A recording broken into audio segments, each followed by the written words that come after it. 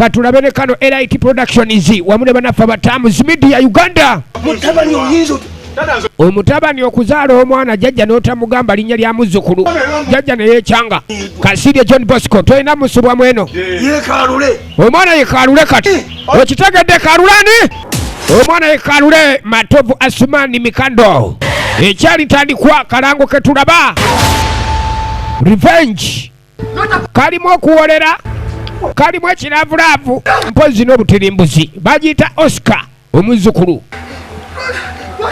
gwe oyinza ototomera mama wange eri kalango muzeeyi tukutemba ddiya sayini nga betwagala osayininge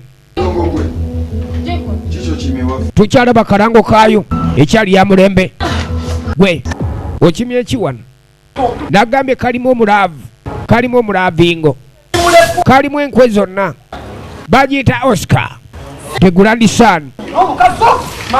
yagamba ono omukazi ali omu yekka tonyumiza mwe basire eggaalo mukazi antegeera ali omu ye mama wange mbandi yala mbandi n'amagya yantegeera gwe olaga wabudde kibuno gwe kugamba budde kibuno bagiyita Oscar the grandson